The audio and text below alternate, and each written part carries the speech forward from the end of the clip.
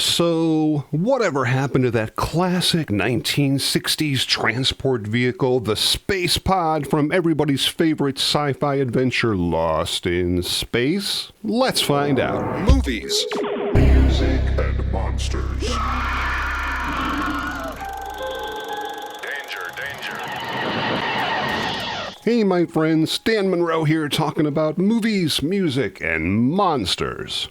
Oh man, the space pod from Lost in Space. Yeah, I remember the first time I saw this in season 3 thinking, gee whiz, they certainly could have used this important piece of equipment quite a few times previously in the series, and where did they keep this thing hiding? Well, I guess the same storage area as the Chariot and the bathrooms aboard the Jupiter 2. I've already done some previous videos on whatever happened to the other Lost in Space props, including the hero and long-distance robots, the various Jupiter 2 models, the Chariot's all-terrain vehicle, so this is pretty much the last one, the space pod, and what an interesting story this particular vehicle has. So, grab your Cyclops monster, your force field generator, and your favorite bloop with a bucket of stale popcorn, and let's dive in. Bloop, bloop. Hey guys, really quick before we get started, according to my YouTube analytics, only about 50% of the people who watch this channel are actually subscribed. So, if you could do me a huge favor, if you haven't already, just click the subscribe button. It really helps the channel grow, and thank you so much. Lost in Space ran on the CBS television network from 1965 to 1968. The first, and personally my favorite, black and white season was, for the most part, a family sci-fi adventure, quickly turning into a campy, silly fantasy show for season 2. But in season 3, at least at first, the network and the writers attempted to restore some of the outer space adventure to the show by adding more storylines with the other characters, other than Will Smith and the robot, along with a brand new opening theme by legendary composer Johnny Williams and some new technology like the ever-popular space pod added to Lost in Space in the same manner that Irwin Allen added the flying sub, eventually, to Voyage to the Bottom of the Sea. The initial concept for the space pod came about basically as an easier way to get the crew of the Jupiter 2 out into space or down onto a planet without having Major West have to crash the ship literally week after week. So, 3 different space pods were created, the first being a very small miniature that was specifically designed to fit inside one of the large 4-foot Jupiter 2 models so they could film it, coming out of the ship as the pod doors opened and the pod descended from the craft. This was also the model used when we would see the pod floating through space after it left the ship on the way to a planet, and that was pretty much it for this particular smallest version of the pod.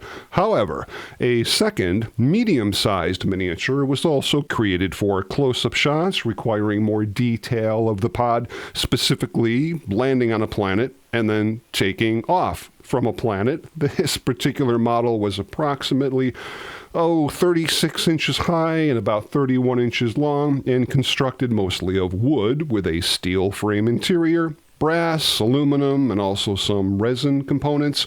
The periscope on the top would turn from side to side. Really a very complex and super cool miniature that actually did get quite a bit of screen time during the 3rd season of Lost in Space.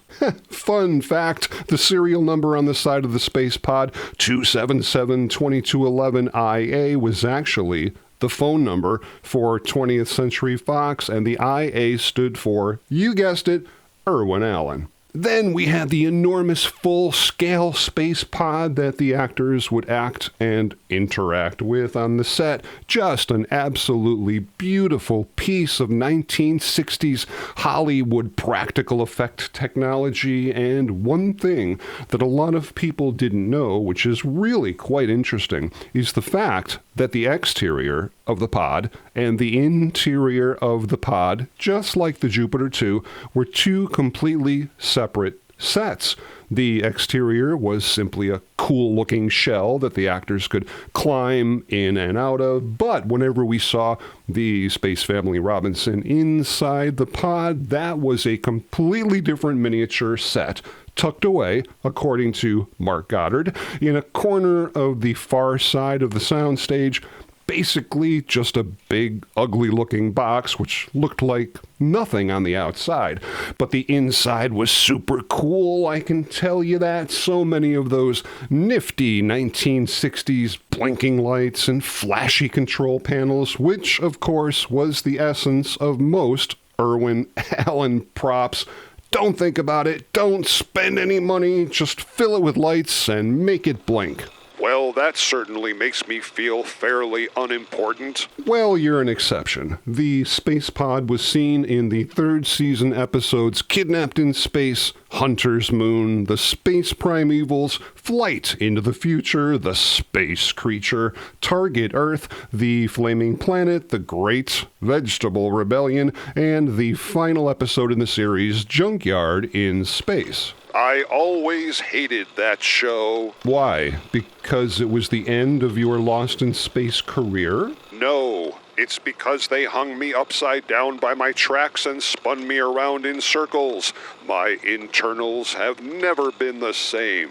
You know, there's an awful lot of things in life that I can certainly do without. Remakes and reimaginings, the enormous cost of vehicle repairs, the 8 feet of snow we get here every winter. Yes, I can do without all of them.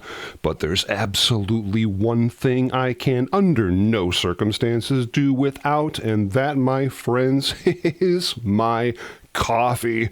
More specifically, my Space Cadet coffee from Trade Coffee. These guys reached out to me about a month ago to try the product, and I gotta say, it's really quite remarkable. The one I chose, Space Cadet, is so sweet, so smooth. Certainly a great way to not only start off the morning, but any time during the day, really. And believe me, I drink a lot of frickin' coffee. Trade is the #1 U.S. specialty coffee marketplace, with coffee from literally over 50 of the top roasters in the country, and get this, with over 450 incredible roasts, they actually help you handpick the absolute perfect coffee for you by taking a simple quiz. Lasts only about a minute, and bingo, they'll match you with your perfect coffee. And if you get it and you try it and it's not quite right, no big deal. Trade will replace it for free as many times as necessary until your taste buds are perfectly satisfied. And better yet, right now, I mean like today, like right now, Trade is exclusively offering you guys 40% off your first order at drinktrade.com/Dan Monroe. That's drinktrade, TRADE.com/Dan Monroe for 40% off your first order. So start enjoying the taste, the smell, the difference right from your very first cup. And now, back to the show. Fun fact, notice the orange color on the space pod? Well, there's actually a very good reason for that. Orange was Irwin Allen's favorite color, and you could see orange splattered throughout many of his other movies and TV shows throughout the years. And that, my friends, was it. After 3 years and 83 episodes, Lost in Space was canceled, and it's not for the reasons that you think. The cast moved on to other things, and the props, including the robot, the Jupiter 2, the Chariot, and of course the space pod, went into cold storage. Again, I've done videos about all the other Lost in Space props. Check them out. But as far as the space pod goes, sadly, after Lost in Space was canceled, the smallest of the space pods, which was the tiny miniature model that was seen coming out of the bottom of the Jupiter 2, it just disappeared. I mean, it was gone, literally never to be seen again. And probably either it was just thrown out or who knows? Maybe somebody will one day discover it in their great-grandfather's broom closet, but unfortunately, it's never been seen at all in the last 56 years. Now, the full-size space pod was, of course, reused, I think, at least once in Land of the Giants. After that, the interior and the exteriors of the pod actually just hung around on the 20th Century Fox property for a little bit after the show was canceled, maybe a year or so, as you can see here in some of these unbelievably cool photos of the backlot at Fox. Here's one really unique shot of both the exterior and the interior of the space pod sitting like right next to each other. A really cool shot that somebody took at some point of the exterior of the pod, just like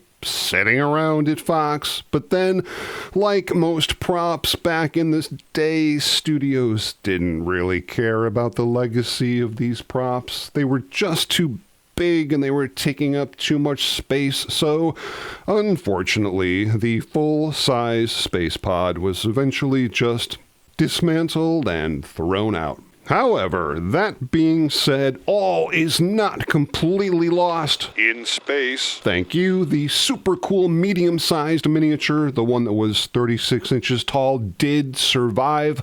It spent most of the 1970s in Fox storage until it was eventually found, rescued, and restored to an absolutely beautiful condition. Then, in 2010, it showed up on an episode of Hollywood Treasure. Great TV show. I wish that one would have lasted, where we saw the space pod again reemerge just prior to an auction being looked at by world-renowned sci-fi collector John Azarian, who, up until like a couple of years ago, was probably the world's largest Lost in Space prop collector, who ended up buying the space pod at that 2010 auction for over $100,000, except for, and this is really strange, the original fusion core that went on the bottom of the pod.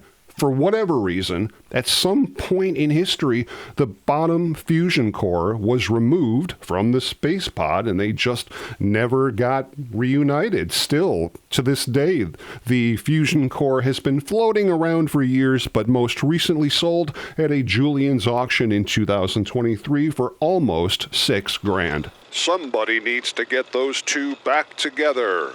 No kidding. And then, on another episode of Hollywood Treasures, we saw the beautiful space pod being delivered right to John Azarian's home, which is where it remained until 2019, when it was once again auctioned off by Heritage Auctions and went for over $77,000, not including premiums and buyer fees, of course. And that, my friends, is the last I've heard of it. All I know is it's definitely still out there somewhere. Some might even say that it's simply been lost in space. Anybody out there seriously ever thought about building their own full-size Lost in Space pod? Well, this guy did. Check this out. What an amazing thing to see. I can't imagine the time and energy that went into creating this unbelievably gorgeous prop. I mean, come on. How cool is that? But you still want to own your very own Lost in Space pod, but you don't actually want to build a full-scale one? Don't blame you. Well, you can. Back in the late 1990s, Johnny Lightning came out with some miniature Lost in Space vehicles, including the Space Pod, which are pretty readily available still on eBay. Mobius Models came out with an absolutely gorgeous and accurately detailed model kit, which is really pretty simple to put together and looks just great when it's completed. These will run you about $40 on Amazon, but if you like putting stuff together, certainly a great project to do with either a friend, a grandkid, or alone. And if you really want to make it look gorgeous, head on over to my friends at Monsters in Motion. They've got a space pod custom detail set, which really makes the model come to life. Check them out. Links in the description. By the way, if anybody out there would like to help support movies, music, and monsters, you can always buy me a coffee to help support the channel. Any support whatsoever is tremendously appreciated. Link in the description. Truly anything. He's got me working for free.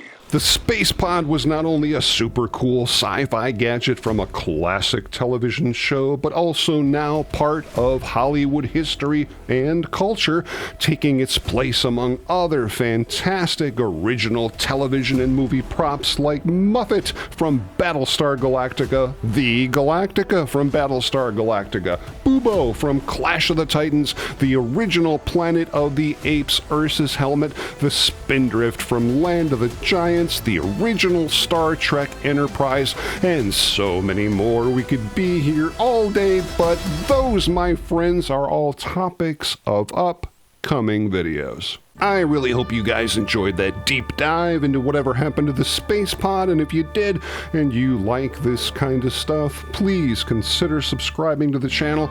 I've got a whole bunch of videos coming up that I know you guys are just gonna dig. And please feel free to stop back anytime as we together continue the conversation on movies, music, and monsters. Movies, music, and monsters.